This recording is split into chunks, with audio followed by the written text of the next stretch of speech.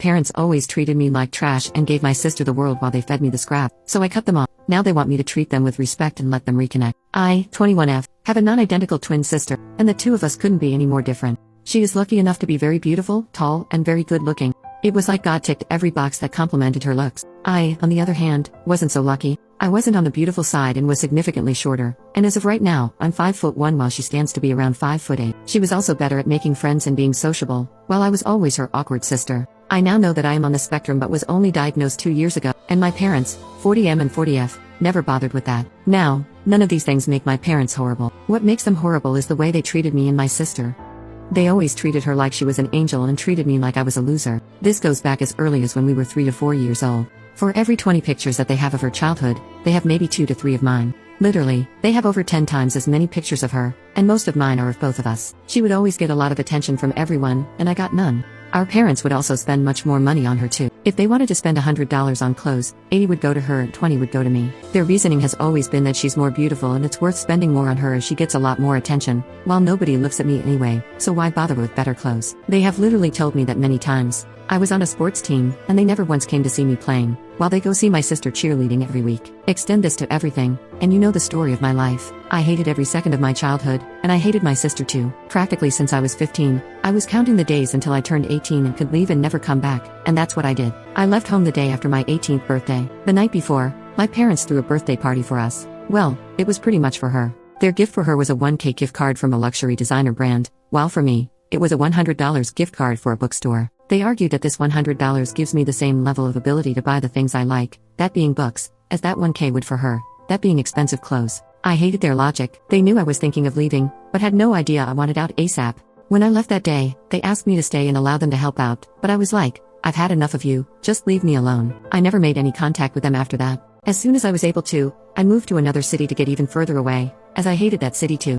They called and texted me for a while, but I never answered or replied, and eventually I changed my number too. I also removed them from all my social media. I set it up so that if they sent me any emails, they would automatically get deleted and a reply saying, automatically deleted, do not waste your time, would be sent back. That's the current status of things on my side.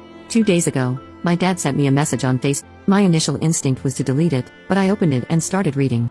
This was the first message in months from them. He explained that he understands they were not good parents and they did a lot of wrong, but maybe we can start over. He asked if I could come over for dinner at some point so all of us can get to know each other better. I haven't responded.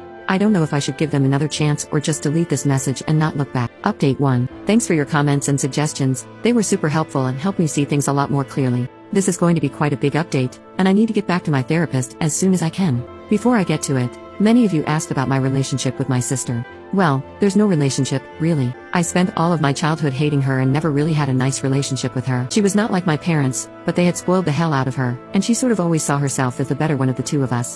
Not surprised there, and right now, I don't even blame her for that. On the day that I was leaving, I gave her a hug and told her that maybe if we had different parents, we could have really been sisters, but it's not how it turned out in this life. But maybe we can make up for it later ourselves. I told her that if she wants to talk to me about this, she can call me, and we can meet up. She never called me. Now back to my parents. As it appeared from the last post, I went to talk to my therapist about this, and she suggested that I can initiate some conversation and see how it goes. Based on her assessment, she was happy if I wanted to go and see them. I just need to understand that there's no obligation to go or stay. So, I replied to my father's message with this. Hi Dad, for us to ever have a chance of seriously starting over, you owe me an answer. Why did you and Mom do what you did to me growing up? I expect an honest answer, no excuses or come and let's talk in person or anything of that sort, just give it to me straight. Believe me, I can handle reading it if you could handle doing it. If you're not willing to give me that, then I'm not willing to start over. He came back to me the next day with a long message, explaining why. So let's get right to it. He told me that he and my mom wanted a child, but only one child, as they didn't have the resources and energy to have more than one. They realized that we're twins, which screwed up everything and actually made them sad rather than happy. So they decided to give one of us up for adoption. They looked around and even found a couple. In case you wondered, I was the one they decided to give away because I was smaller and my eyes weren't blue. Because yeah, that's how you decide which one of your kids to keep. They arranged everything, even took me to them, but that couple bailed out before signing the papers when they saw me and my sister. Their conscience couldn't handle separating twin sisters like this. After this, they looked for some couples, and nobody seemed willing to adopt only one of the twin sisters. They entertained the idea of putting me into foster care, but they couldn't live with themselves if they did. I think that says a lot. Stranger couples, who so badly wanted to adopt a child, couldn't be heartless enough to separate twin sisters, but my parents wanted to do it. It's beyond me. So they had to raise me themselves, and they didn't enjoy it at all. In their minds, the fact that they didn't put me into foster care was a favor in itself, more than what I apparently deserved, and that's why they never cared to do more for me. Their full time and resources belonged to my sister, and the small part of it that got to me, they saw it as me taking what's my sister's away. That's how they saw me. No wonder my childhood turned out the way it did. He said that deep inside,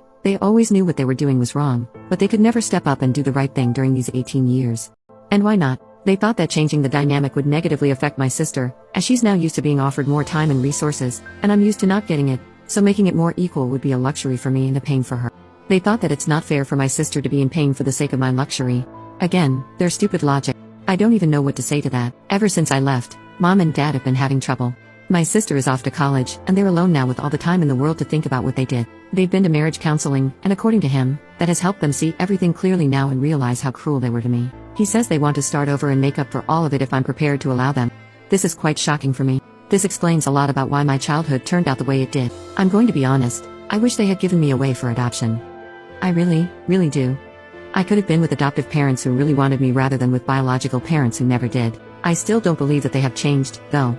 This could be the result of my sister being away and not spending as much time with them, and them trying to replace her with me. I don't want to do that at all, but I don't know.